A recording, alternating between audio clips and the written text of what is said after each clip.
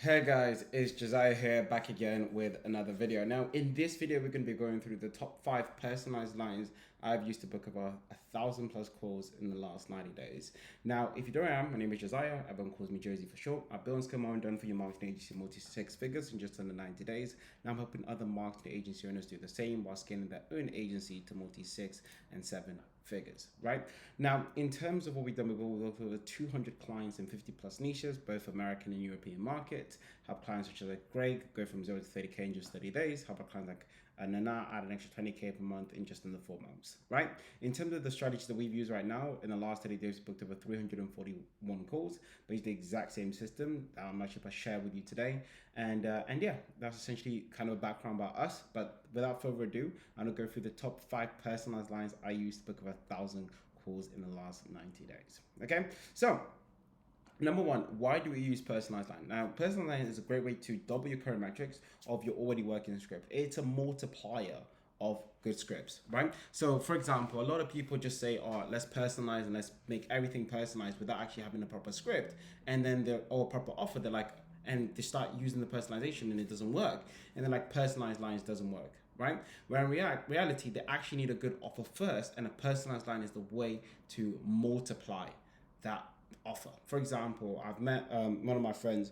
She does a revenue share offer, and she's never had a personalized line ever. She never personalizes any of her messages, and she's booking on like 20 calls a day just by with a generic copy and paste template because the offer is that good, right? But if she had a personalized line, she'll be booking like 30 calls a day, right?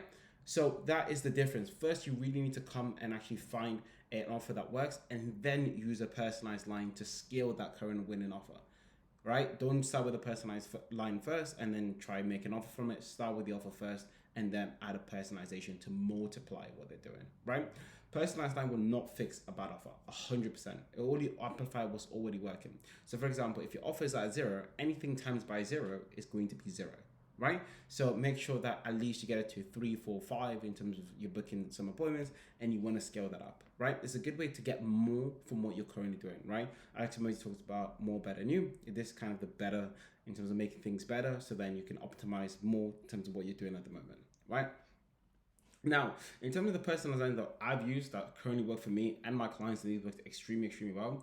Number one is the LinkedIn post message. So we'll mention a specific post about the prospect, showing them that we've been following them for a while. For example, I saw your post where you talked about solving a sales bottleneck. It was 4 months ago. I don't know if you remember, right? A good way to say, you open up the conversation so then you can actually start going into the pitch, going into basically your offer, right? The one thing you have to make sure is that the post mention is specific to that post. So just saying, "Oh, I just saw your LinkedIn post," is not going to work. You have to say, "I saw your LinkedIn post about topic," right?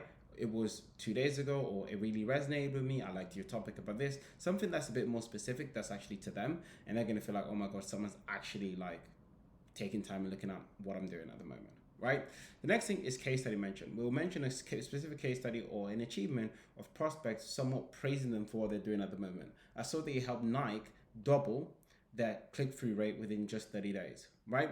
Impressive. Now, with this, you don't want to go too deep into their case study. You just want to say a high level. You helped company get result in time frame. I'm really impressed, right? Or saw the work that you've done with Nike, and I thought I should reach out to you, right? Something that's specific. Now, you want to keep this around 200 characters long. Snappier, the better. And yeah, not overword this. It's pretty much just like, I saw on your website they helped this company. I'm impressed, so let's just have a talk, right?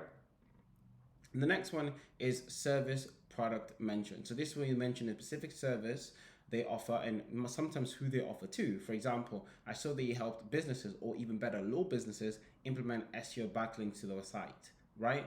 So I thought I should reach out.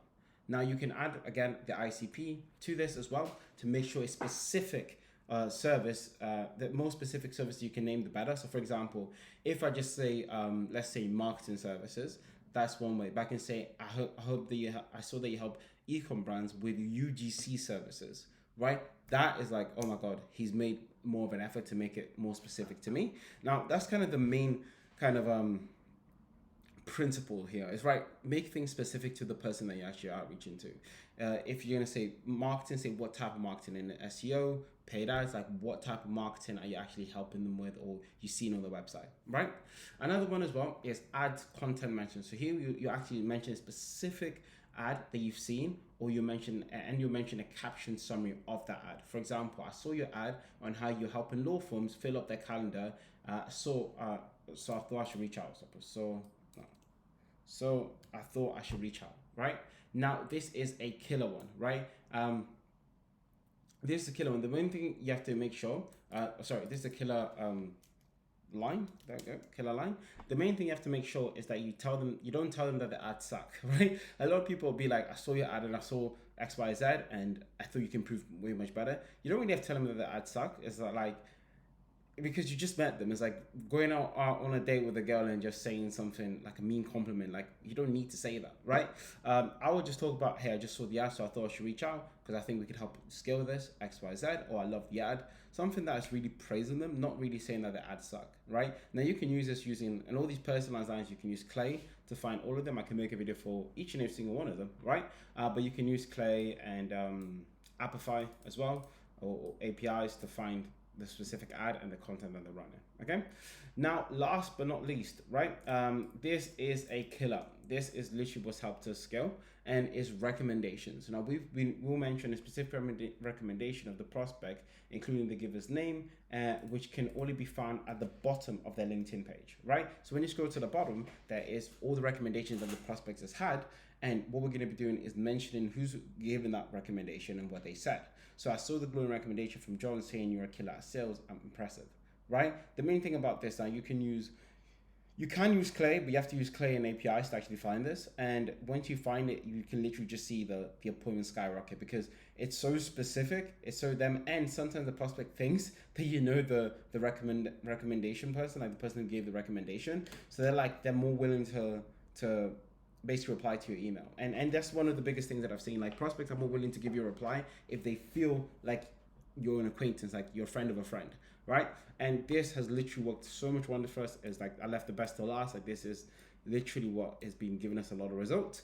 And yeah, these are essentially all of the personalized lines you can use. Now, the main key about this is just trying to use as many of them as possible. And if I had to rank them, I'll probably recommendation first, then case study, then LinkedIn, and then services and ads, right? Around the same thing, right? But for what we're going to find is that not every single prospect has the case study on the website, right? Or post on LinkedIn. So what you want to do is have like a waterfall table where it finds specific things about the prospect, and then basically every prospect will fit into any of the or one of these categories. For example, one prospect may have recommendations but no ads, one may have ads but no recommendation, and then we're going to try fit as many prospects into these buckets, and then once we reach out to them, it feels like it's personalized to their specific accomplishment or their specific content that they've released on the internet. Okay, and that's essentially it. Now, if you do like more videos like this, just put the link, just give me a like, subscribe, comment in terms of what you want to see,